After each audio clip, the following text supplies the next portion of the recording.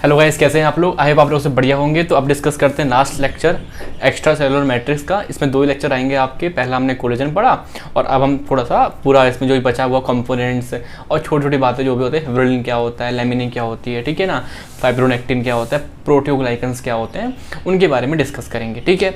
Because extra cellular matrix से question आएगा, तो क्वेश्चन आएगा, पहले मेन क्वेश्चन आएगा कोलेजन से, है ना, उसके डिसऑर्डर से, उसका पूरा अच्छे से लिखना होगा आपको शॉर्ट नोट टाइप, तो वो आपको आना चाहिए। और वो मैंने समझा दिया, वो एक बहुत इंपॉर्टेंट हिस्सा था। आज हम समझेंगे कि एक्चुअली में एक्स्ट्रा सेलुलर मैट्रिक्स है क्या, उसके फर्दर कौन कौन से कंपोनेंट्स होते हैं, और उन कंपोनेंट्स में से एक हिस्सा कोलेजन का होगा, वो हम पढ़ चुके हैं। बाकी जो बचा हुआ छोटा मोटा होगा वो हम पढ़ लेंगे, ठीक है। तो ऐसा कोई इतना बड़ा क्वेश्चन यहाँ से नहीं आएगा। कंपोनेंट्स याद कर लेंगे हम लोग, समझा दूंगा मैं आपको, एंड काम हो जाएगा हमारा इतना कंफर्म होना चाहिए हमें कोलेजन के बारे में एक अच्छी खासी नॉलेज, और ऐसी नॉलेज होनी चाहिए सो दैट हम लिख सकें। 5-10 नंबर में आया तो हम कोलेजन के सब कुछ समझा सकें, कोलेजन क्या है, कैसे बनता है, क्या उसके डिसऑर्डर्स हैं, क्या उसके टाइप्स हैं। तो इतना अगर हम कर सकते हैं तो हम इस चैप्टर पे कमांड यस हम बोल सकते हैं हमें आता है, ठीक है। चलो एक्स्ट्रा सेलुलर मैट्रिक्स अब स्टार्ट करते हैं, ठीक है। तो यार देखो क्या होता है, आपको नाम से क्लियर है। मान लीजिए एक सेल ये है ना, एक सेल ये है, ठीक है, आपको दिख रहा, हाँ, एक सेल ये है, तो एक प्लाज्मा मेम्ब्रेन है, इसके बाहर, है ना, इसके बाहर जो भी चीज़ होगी आपके एक सेल के बाहर, तो उसे बोलेंगे एक्स्ट्रा सेलुलर मैट्रिक्स, ठीक है। और ध्यान रखना, ऐसा नहीं है कि सिंपल एक यूनिफॉर्म चीज़ है। इसके अंदर आपके कोलेजन मिलेंगे, इसके अंदर आपके इलास्टिन मिलेंगे, इसके अंदर फिब्रिलिन मिलेंगे, अभी डिस्कस करेंगे हम बहुत सारी, ठीक है। और मेन बात क्या है कि ऐसा नहीं है कि मैंने बोन्स के अंदर देखा कि जो सेल के बाहर मैट्रिक्स है और वैसे ही मुझे लंग्स के बाहर, सेल्स के बाहर मिलेगी, नहीं, वो टिश्यू स्पेसिफिक है। क्या बोल रहा हूँ मैं? टिश्यू स्पेसिफिक, यानी कि ऐसा नहीं बोल सकता मैं कि जो आपकी एक्स्ट्रा सेलुलर मैट्रिक्स है वो हर सेल की सराउंडिंग सेम ही होगी, नहीं। It depending upon tissue, it depend upon the organ, कि कौन सी ऑर्गन में है। सपोज करो अगर मैं बोलूँ स्किन, तो स्किन के जो सेल्स होंगे उनके बाहर हमको ज़्यादा क्या मिलेगा, कोलेजन ज़्यादा मिलेगा, है ना, कोलेजन ज़्यादा मिलेगा। बट लंग्स की जो एक्स्ट्रा सेलुलर मैट्रिक्स होगी वहाँ पे मुझे इलास्टिन ज़्यादा मिलेगा, बिकॉज मुझे फ्लेक्सिबिलिटी चाहिए, सांस ले रहा हूँ, सांस छोड़ रहा हूँ, बिकॉज इलास्टिसिटी चाहिए वहाँ पे, तो वहाँ पे आपकी इलास्टिन ज़्यादा मिलेंगी। तो मैं क्या कहना चाह रहा हूँ, मेरी बात समझना, कि एक्स्ट्रा सेलुलर मैट्रिक्स एक हेट्रोजीनियस केमिकल मिक्सचर है, कि ऐसा नहीं है कि इसका एक कंपोजिशन फिक्स है through out the body same रहेगा, नहीं। It depending upon the organ, किस ऑर्गन की बात चल रही है और क्या हो सकता है वहाँ पे, है ना, वो हम वहाँ पे डिपेंड करता है उसके ऊपर, ठीक है। और टाइम के साथ भी चेंज करती है, ठीक है। आप देखोगे यार कि मतलब इस फाइब्रिलिन वगैरह का भी यार, इलास्टिन वगैरह का भी हाफ लाइफ होगा, भी देखेंगे आगे चल के, मतलब टाइम के साथ भी चेंज होती है कंपोजिशन, है ना। बूढ़े होते हैं, एजिंग होती है, स्किन चेंज होती है ना, झुर्रियाँ वगैरह आती हैं, तो कहीं ना कहीं इसकी वजह से ही होता है, बिकॉज ये टाइम के साथ भी डायनेमिक इन नेचर है। एक्स्ट्रा सेलुलर मैट्रिक्स पहली बात सेम नहीं है थ्रू आउट दी बॉडी। कैसे सेम है? आपके डिपेंडिंग अपॉन ऑर्गन हमें डिसाइड करना पड़ेगा। ऐसा नहीं है कि मैंने आपको एक कंपोजिशन पढ़ा दी कि ब्ला ब्ला ब्ला ये होता है, ये आपको हर जगह मिलेगा। हाँ, हर जगह मिलेगा, बट देयर नंबर, कहीं पे कोई ज़्यादा, कहीं पे कोई ज़्यादा, कहीं पे कोई ज़्यादा, कहीं पे कोई ज़्यादा। समझ में आ रहा है क्या? आ रहा होगा। अगर मैं बोलूँ मेन फंक्शन क्या होता है, ठीक है, अभी मैं आपको पूरा ही पढ़ा दूंगा एक्स्ट्रा सेलुलर मैट्रिक्स, तो फंक्शन तो आप खुद ब खुद जान जाओगे, ठीक है। बट थोड़ा बहुत देख लो कि सेल के बाहर है तो सेल को सपोर्ट कर रहे हैं, है ना, एक सेल अपनी जगह पे रहे उस तरीके से सेल को सपोर्ट कर रहे हैं। एडेशन एंड कम्युनिकेशन, एक सेल दूसरे सेल से कम्युनिकेट करे। सपोज करो ये एक सेल है, ये एक सेल है, ये आपस में कम्युनिकेट कैसे करेंगे, बीच में एक्स्ट्रा सेलुलर मैट्रिक्स कम्युनिकेट करने में हेल्प करेगी, ठीक है। सपोज करो बाहर से कोई लाइगेंड आया, मान लो कोई ग्रोथ हार्मोन आया, कुछ भी आया, तो वो भी आपका मैट्रिक्स के होके ही कम्युनिकेट कर पाएगा सेल से। और एक सेल दो सेल से पास भी रहेंगे, चिपके हुए रहेंगे। एडिशन भी आपका इसकी वजह से हो पाएगा। और सेल माइग्रेशन भी यही कंट्रोल करेंगे। सेल माइग्रेशन क्या होता है? सपोज करो यहाँ पे चोट लगी, है ना, तो वहाँ पे इम्यून सेल जाएंगे, तो एक सेल इम्यून सेल कहाँ जा रहे हैं बताओ? जहाँ पे चोट लगी, बाउंडेड एरिया में जा रहे हैं, ठीक है। तो वो भी सेल माइग्रेशन कौन किसके थ्रू होगा? आपका एक्स्ट्रा सेलुलर मैट्रिक्स के थ्रू होगा, ठीक है। समझ में आ रहा है ना? तो यही सब कुछ है, ठीक है। अब मेरी बात समझो, अब मैं से कंपोनेंट्स बताता हूँ। मेनली तो इसके अंदर पानी तो होगा ही होगा, क्यों होगा बताऊंगा अभी, इसको पेंडिंग करो, आगे चल के बताता हूँ, ठीक है। हाँ, पानी होगा, और क्या है आपके कुछ स्ट्रक्चरल प्रोटीन फाइब्रस जिसके अंदर आपका कोलेजन आता है ना। हमने कोलेजन पहले पढ़ लिया क्योंकि वो शॉर्ट नोट में आता है, तो अलग से वीडियो बना दी उसकी मैंने, ठीक है। बट अब मेरी बात समझो, कोलेजन, इलास्टिन, फिब्रिलिन आपका क्या है? फाइब्रस स्ट्रक्चरल प्रोटीन है, ठीक है। चलो देखिए, मतलब कहीं ना कहीं बॉडी को स्ट्रक्चर प्रोवाइड करेंगे, उस सेल को मतलब एक जगह पर रहें, ठीक है, एक सपोर्ट प्रोवाइड करेंगे, एक इलास्टिसिटी प्रोवाइड करेंगे, ठीक है। अभी देखेंगे सबके फीचर्स देखेंगे करके, कोलेजन पढ़ चुके हैं हम लोग, ठीक है। ओके, वाटर हाइड्रेटेड जेल, दूसरा कंपोनेंट क्या है? जेल का मतलब कहीं ना कहीं यार आपका वो क्या कर रहा होगा आपका, वो आपके कंप्रेशन को एब्जॉर्व कर रहा हो, है ना, मतलब कोई झटका आया तरीके से एब्जॉर्ब, सेल जेल वही तो करते हैं यार, शॉक को एब्जॉर्ब करेंगे, ठीक है। तो उसके लिए कौन आएंगे? प्रोटियोग्लाइकेंस, इसके अंदर हम पढ़ेंगे प्रोटियोग्लाइकेंस, ठीक है, बहुत इंपॉर्टेंट है। इसी के अंदर एक बात मैं ऐड अभी कर रहा हूँ, प्रोटियोग्लाइकेंस के ऊपर ना नेगेटिवली चार्ज मान लीजिए होता है, ठीक है ना, प्रोटियोग्लाइकेंस ओवरऑल नेगेटिव चार्ज होगा, ठीक है। तो ये किसको अट्रैक्ट करेंगे? ये अट्रैक्ट करेंगे सोडियम को, है ना, सोडियम को अट्रैक्ट करेंगे बिकॉज पॉजिटिव चार्ज है सोडियम पे। और जहाँ जहाँ सोडियम जाता है वहाँ वहाँ पानी चला आता है, जहाँ जहाँ सोडियम जाता है वहाँ वहाँ पानी चला आता है, ठीक है। तो पानी का मूवमेंट किस तरफ होता है? सोडियम का मूवमेंट, तो पानी भी आ गया। तो इसका मतलब एक्स्ट्रा सेलुलर मैट्रिक्स आपका पानी होगा, है ना, पानी 65% कंप्राइज करता है। हमारी बॉडी की जो होम्योस्टेसिस है मेंटेन रहे, उसमें भी ECM बहुत बड़ा रोल प्ले करता है, ठीक है। चलिए, ठीक है। अब मैंने क्या बोला, स्पेशलाइज्ड ग्लाइकोप्रोटीन भी होंगे, तो क्या आपके फाइब्रोनेक्टिन एंड लेमिनी। अभी डिस्कस करते हैं एक एक करके। तो मेन कंपोनेंट ये है, चलो फोर्थ ये डाल लो, पानी भी होता है इसके अंदर, पानी भी होता है, ठीक है। चलो, तो मैं डिस्कस कर चुका था कोलेजन के बारे में, तो उसकी बात नहीं करूंगा। अभी मैं फाइब्रस स्ट्रक्चरल प्रोटीन किसकी बात कर रहा हूँ? इलास्टिन की। मैं कंपेयर करूंगा इसको कोलेजन से। तो कोलेजन पढ़ के आएगो तो वीडियो देखो, अदरवाइज वीडियो पॉज कर दो और जाके वो देखो, फिर आओ, ठीक है। चलो एक सेकंड, थोड़ा सा कलर चेंज करते हैं, अच्छा कलर कोई, हाँ ये ठीक है।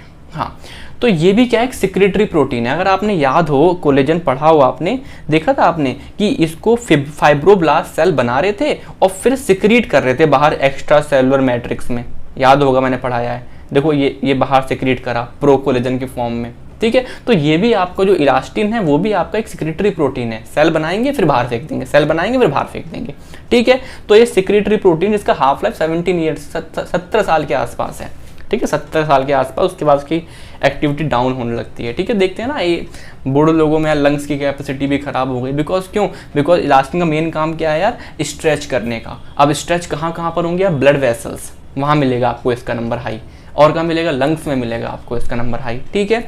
और इसकी जो सब यूनिट है वो क्या है?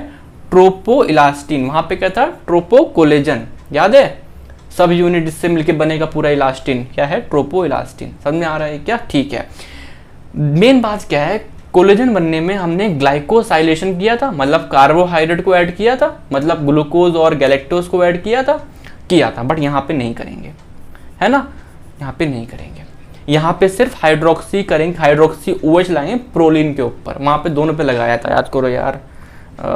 ये देखो यहाँ पे लाइसिन के ऊपर भी OH लग रहा था और आपका प्रोलिन के ऊपर भी लग रहा था, बट यहाँ पे लाइसिन के ऊपर OH नहीं लगेगा और आपका ग्लाइकोसाइलेशन तो होगा ही नहीं, ठीक है, ग्लाइकोसाइलेशन तो होगा ही नहीं, ठीक है ना। ओके, अगर मैं एक चेन देखूँ, N टर्मिनल ये है, ये C टर्मिनल है, प्रोटीन ही तो है यार, ये प्रोटीन ही तो है इलास्टिन, तो एक अमीनो सीक्वेंस है, तो उसमें कुछ सेगमेंट है 1 2 3।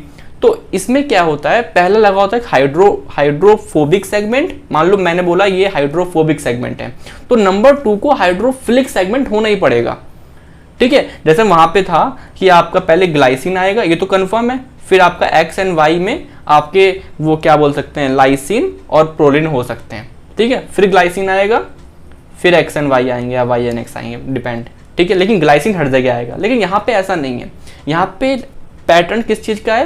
पहले हाइड्रोफोबिक या फिर हाइड्रोफिलिक, फिर उसके बाद अल्टरनेट, यानी कि हाइड्रोफोबिक था तो हाइड्रोफिलिक आएगा, फिर हाइड्रोफिलिक आ गया तो हाइड्रोफोबिक आएगा, ये सीक्वेंस चलेंगे। तो ये अमीनो एसिड इस तरीके से आएंगे, ठीक है ना। यहाँ पे ये वाला चीज़ नहीं फॉलो होती है कि ग्लाइसिन हर थर्ड रहेगा, नहीं नहीं नहीं नहीं, ठीक है। चलो कुछ डिसीज देख लेते हैं यार। पहला आएगा इसमें विलियम सिंड्रोम्स। तो इसके अंदर सिंपल सी बात है, एक ही जीन जो बनाता है आपका, क्या आपका इलास्टिन बनाता है, कोड करता है, प्रोटीन कोड करता है, वो जीन डिफेक्ट हो गया, डिलीशन ऑफ इलास्टिन जीन। एक ही जीन होता है, ठीक है ना, सिंगल जीन, तो वो आपका कोड खराब हो गया, तो आपका विलियम सिंड्रोम हो जाएगा, ठीक है। अब यार सिंपल सी बात है ना, आप खुद सोच सकते हो, जिसके अंदर इलास्टिन फ्लेक्सिबिलिटी नहीं हो पाएगी तो दिक्कत लंग से रिलेटेड आएंगी, ठीक है, हार्ट रिलेटेड आएंगी, ठीक है। चलो स्क्लेरोडर्मा, ठीक है, ग्रुप ऑफ डिसीज है जिसमें क्या होता है आपकी hardening of and tightening of skin because elastin और कोलेजन बढ़ जाता है, ये ऑटो इम्यून डिसीज होती है जिसमें क्या होता है ना, अगर आपका सेल्स स्किन के सेल्स पे अटैक करते हैं तो आपके स्किन के सेल्स ज़्यादा कोलेजन, ज़्यादा इलास्टिक बनाने लगते हैं प्रोटेक्शन के लिए, तो उससे वहाँ पे वो जो स्किन है वो हार्ड हो जाती है, ठीक है। तो ये ऑटो इम्यून डिसीज़ में आता है, ऑटो इम्यून डिसीज़ है ना, ऑटो इम्यून डिसीज़ स्क्लेरोडर्मा, ठीक है। चलो ज़्यादा कुछ नहीं समझना, मैंने सब पढ़ा दिया आपको, जो इंपॉर्टेंट था ना यार वो कोलेजन था, इसके में आप दो लाइन जानोगे वो भी बहुत है, मैंने काफ़ी बता दिया इसमें, कोई बात नहीं, ठीक है। अब एक और कंपोनेंट है आपका क्या है, फाइब्रस स्ट्रक्चरल प्रोटीन का, वो है फिब्रिलिन, ठीक है। ये आपके मसल्स में आपका हो गया, लेंस में, पेरियोस्टियम में, ऑर्टा में देखने मिलेगा हमको, कंपोनेंट ऑफ मायोफिब्रिल है ना, मसल्स में होती है मायोफिब्रिल, उसके कंपोनेंट है, ये एक ग्लाइकोप्रोटीन, और अच्छे से बोलें एक बहुत बड़ा ग्लाइकोप्रोटीन है, लार्ज ग्लाइकोप्रोटीन है, ठीक है। अब ये भी आपका सिक्रेट होता है फाइब्रोब्लास्ट से। इसके अंदर एक चीज याद करना चाहो तो कर लो कि दो टाइप का होता है, type 1 and type 2। Type 1 fibrillin, type 2 fibrillin. अगर टाइप 1 में कुछ दिक्कत हुई, जेनेटिक डिफेक्ट हुआ, खराब हो गया, म्यूटेशन हो गई, तो आपका क्या होगा, मार्फन सिंड्रोम। उसमें क्या दिक्कत आएगी यार, आपके जो अगर सिम्टम्स के तौर पर देखें, लंबे लंबे हाथ होंगे, उंगलियां होंगी लंबी लंबी, ठीक है ना, और आपके ओर्टा में होगा तो ओर्टा में दिक्कत आएगी कहीं ना कहीं, ठीक है। तो आपको ये याद रखना, मार्फन सिंड्रोम, अगर बहुत out of the box question पूछा गया एमसीक्यू में तो पूछ सकते हैं ये, अदरवाइज कोई ऐसा थ्योरी में क्वेश्चन नहीं बनेगा, ठीक है। अगर पता तो होना चाहिए, ऐसा नहीं है एग्जाम पॉइंट ऑफ व्यू पढ़ना है हमको, पता होना चाहिए यार फिब्रिलिन, ठीक है। तो हमने ये चीज़ बता दी आपको, कोलेजन में पहले पढ़ा चुका था है ना, इलास्टिन अभी पढ़ाया मैंने आपको, ढंग से पढ़ना, कंपैरिजन पढ़ के करना, ठीक है। और ये इसके बारे में एक दो पॉइंट आपको मैंने बता दिए बस छोटे छोटे से, ठीक है। चलो अब आते हैं नेक्स्ट किसके ऊपर, इसकी बात कर लेते हैं, ग्लाइकोप्रोटीन्स और प्रोटियोग्लाइकेंस, है ना। हाँ, डिफरेंस क्या होता है दोनों में, देखो प्रोटियोग्लाइकेंस में आपका कार्बोहाइड्रेट कंटेंट ज़्यादा होगा, यानी कि ग्लूकोसा अमीनोग्लाइकेंस का कंटेंट ज़्यादा होगा, अप्रॉक्सिमेटली 95% क्या होंगे आपके, यही होंगे, बचे हुए 5% प्रोटीन होगा, ठीक है। बट ग्लाइकोप्रोटीन में आपका प्रोटीन कंटेंट ज़्यादा होगा, ठीक है, ठीक है, ठीक है। आज फाइब्रोनेक्टिन, तो फाइब्रोनेक्टिन क्या करते हैं, ये भी आपके एक्स्ट्रासेलुलर मैट्रिक्स का इंपॉर्टेंट कंपोनेंट है। जैसे कि मेरे यहाँ पे चोट लगी, ठीक है, तो इम्यून सेल्स जाएंगे, यहाँ पे चोट लगी, इम्यून सेल्स जाएंगे, है ना, लेके आ रहे हैं इम्यून सेल्स उस बाउंड को वहाँ पे हील करने के लिए, तो जो वो लेके आ रहे हैं वो कौन हेल्प कर रहा है, फाइब्रोनेक्टिन, ठीक है। ऐसे आपका ब्लड क्लॉटिंग में फाइब्रिन होती है ना, उसको भी लाना, वहाँ पे क्लॉट बनाना, उसमें भी वो हेल्प करते हैं, ब्लड क्लॉटिंग में भी, ठीक है। तो guide immune cells to wounded areas, thus promote wound healing, है ना। तो मतलब एक तरीके से सेल माइग्रेशन करा रहे हैं, क्या करा रहे हैं गाइस, सेल माइग्रेशन करा रहे हैं, ठीक है। चलो लैमिनी आपको कहाँ मिलता है, बेसमेंट मेम्ब्रेन पे। अगर आप सिंपल सा देखो कि अगर आपका एक ये मान लो ये है ना, किडनी में होता है नेफ्रॉन, पूरा नहीं बना रहा, ये आपका सिंपल सा बोमेंस कैप्सूल हो गया, है ना। यहाँ पे आपका क्या हो गया, बेसमेंट मेम्ब्रेन किसी भी जगह हो सकती है, मान लो ये सेल है तो इसके नीचे वाले को क्या बोलते हैं, बेसल लैमेला, वही बोलते हैं बेसल मेम्ब्रेन, ठीक है। तो ऐसे यहाँ पे क्या है आपका, यहाँ पे ग्लोमेरुलस है, तो इसके नीचे कौन सी, ये बेसमेंट मेम्ब्रेन। तो बेसमेंट मेम्ब्रेन इज नथिंग, एक सेल की लेयर है, उसके नीचे एक लेयर होती है, उसे बोलते हैं बेसमेंट मेम्ब्रेन, ठीक है। एंडोथेलियम में अगर आर्टरीज में, तो उसके नीचे बेसमेंट मेम्ब्रेन मिलेगी ही मिलेगी, ठीक है।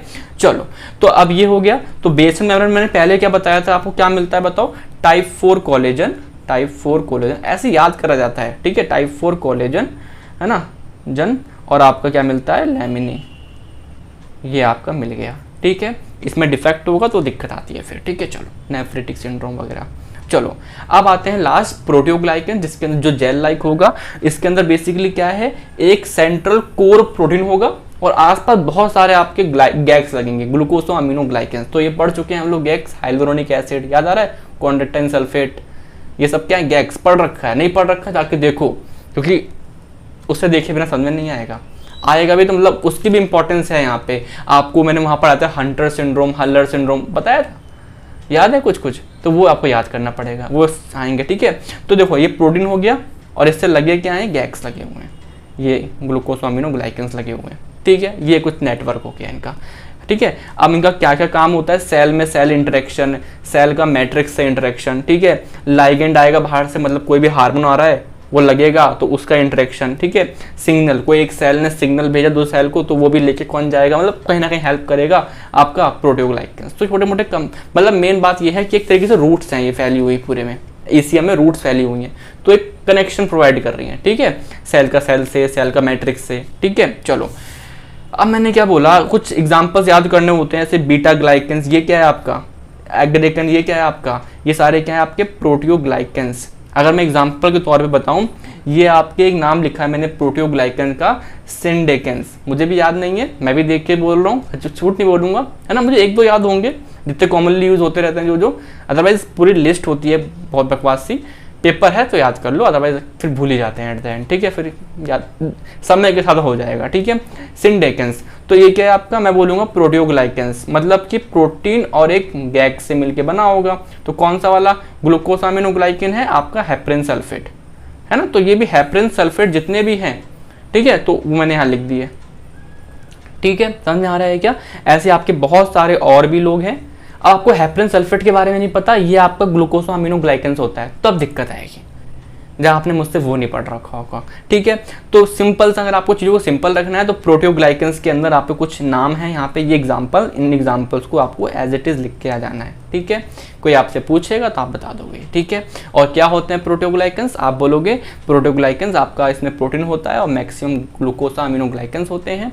कहीं ना कहीं हमारे कंप्रेशन जेल लाइक होंगे, कहीं ना कहीं कंप्रेशन शॉक को एब्जॉर्ब करेंगे, ये आपके नेगेटिवली चार्ज होते हैं, तो ये सोडियम को अट्रैक्ट करेंगे, जिसके साथ साथ पानी भी चला आएगा, तो जो एक्स्ट्रा सेलुलर मैट्रिक्स होगा वो हाइड्रेट होगा, जिसके अंदर 65% तक पानी हो सकता है, ठीक है। तो ये कुछ मैंने बातें बताई, और कुछ तो नहीं है इसके अंदर। डिसऑर्डर्स वगैरह होते हैं वो आपको ग्लूकोसामिनोग्लाइकेन से मैंने पढ़ाया हुआ है, हलर सिंड्रोम, हंटर सिंड्रोम, तो वो भी आपके ही ईयर में पढ़ाया है, तो आपको वहाँ से पढ़ना होगा, ठीक है, कोई बड़ी बात नहीं है, पढ़ोगे तो है ही ना, केमिस्ट्री ऑफ कार्बोहाइड्रेट, तो वहाँ पे जाके देखना, ठीक है। अदरवाइज मैं फिर बोल रहा हूँ, यहाँ से क्वेश्चन कोलेजन से ही आता है, थोड़ा बहुत आएगा तो आपको एक कंपोनेंट्स वाला हिस्सा आपको बनाना आना चाहिए, और हर किसी के बारे में दो दो लाइनें, और कोलेजन के बारे में अच्छे से, कोलेजन के बारे में अच्छे से, बाकी कोई क्वेश्चन नहीं आता। हमारे टाइम पे ऐसा क्वेश्चन आया था, ठीक है, चलिए गाइस, ठीक है। तो ये मैंने आपको पढ़ा दिया और इतना ही था। अब नेक्स्ट टॉपिक हम क्या पढ़ेंगे, बहुत बच्चों ने मुझसे बहुत कुछ बोल रखा है, मैं कर नहीं पा रहा हूँ, बिकॉज अभी ना यार थोड़ा फ्रेशर्स वगैरह चल रही है, तो मुझे पार्टिसिपेट करना पड़ रहा है, फंड कमेटी में हूँ, कहीं ना कहीं काफ़ी कुछ देखना पड़ता है, इसलिए वीडियोस भी उस तरीके से थोड़ा गैप में ही हो गई हैं। मैं चाहता था जल्दी बनाऊँ, बट एक बार वो चीज़ हो जाए तो शायद करूँगा, अदरवाइज मैं कर चुका हूँ यार, बहुत कुछ कर दिया 6 महीने में आप लोगों के लिए। डिपेंड तो आपको किसी के ऊपर नहीं होना, डिपेंड तो अपने ऊपर ही होना है। ऐसा नहीं है कि किसी यूट्यूब चैनल के ऊपर, किसी टीचर के ऊपर आपको डिपेंड होना है। मैं आपको पर्सनली थोड़ा जानता हूँ, है ना, नहीं जानता हूँ, तो आपको डिपेंड किस लिए होगा, मेरे ऊपर डिपेंड होगा क्या? कल तक आप मुझे जान नहीं रहे थे, आज मेरे ऊपर डिपेंड हो जाओगे, सही तरीका नहीं होता ना। मैं पूरी कोशिश करूँगा, ठीक है, अदरवाइज पढ़ाई आपको अपने आप करनी ही होती है मेडिकल फील्ड में, ठीक है। मैं करूँगा जितना हो सके मैं करूँगा, लेकिन अगर आप सोचो कि जब मेरी वीडियोज़ आएंगी जब वो टॉपिक आप पढ़ोगे, क्योंकि आप एग्ज़ाम आएंगे तो आप मेरे लिए वेट करोगे, वो गलत होगा, वो गलत होगा। अभी चैनल बहुत नया है, मैं कोशिश पूरी करूँगा, लेकिन मैं फिर बोलूँगा मेरे ऊपर डिपेंड मत हो। ये पता नहीं बेकार लग रहा है सुनने में क्या मैं बोल रहा हूँ ऐसा, है ना, बट ठीक है, ऐसे ही होता है।